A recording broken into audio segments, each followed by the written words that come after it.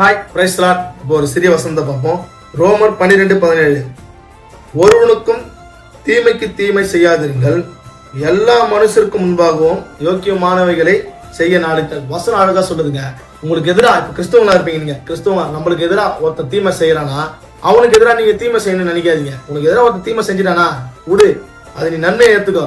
கர்த்தர் அவன் செஞ்ச தீமைக்கு தண்டனையை கர்த்தர் கொடுப்பாரு. நீங்க எதுவும் திருப்பி செய்யாதீங்க. அதுதான் வசனம் சொல்லுது. உனக்கு ஒரு தீமை செஞ்சாலும் அவனுக்கு திருப்பி நீ தீமை செய்யாத, அவனுக்கு நன்மையை நினை, கர்த்தர் அவனை பார்த்துப்பாரு. இன்னொன்னு, எல்லா மனுஷருக்கு முன்பாகவும் யோக்கியமானவனும் நம்ம நடக்கணும். யோக்கியமான நடக்குது என்னன்னா, சட்டை இன் பண்ணின்னு, பேண்ட் நல்லா பெல்ட் போட்டு நல்லா மார்ல தூக்கி போட்டுன்னு அப்படியே டையெல்லாம் கட்டின்னு பைபிளை இப்படி மார்ல வச்சுன்னு போறது, அது யோக்கியமானது கிடையாதுங்க. கர்த்தருடைய வார்த்தையை கேட்டு கர்த்தருடைய வழியில் நடக்கணும், கர்த்தருடைய வார்த்தைக்கு செவி கொடுக்கணும். கர்த்தர் நம்மளுக்காக என்ன செஞ்சாரு அதை நினைவு கூறணும். நினைவு கூர்ந்து பிற இடத்துல கர்த்தரை பத்தி சுவிசேஷம் சொல்லணும்.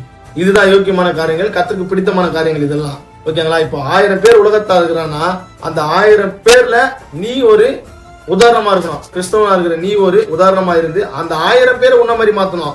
யோக்கியமான காரியங்கள் செஞ்சு நீ 1000 பேர்ல ஒருத்தனா நீ அவங்க கூட மாறக்கூடாது. அந்த 1000 பேரை நீ மாத்திரம்னா இருக்கணும், யோக்கியமான காரியங்களை செய்வதா இருக்கணும். அப்படி செய்யும் போதோ கர்த்தர் உன்னை ஆசீர்வதித்து உன் குடும்பத்தை ஆசீர்வதித்து 1000 மடங்கு பெருக செய்வார், என்றென்றும் ஆசீர்வதிப்பார். பாய், அடுத்த வீடியோல சந்திப்போம்.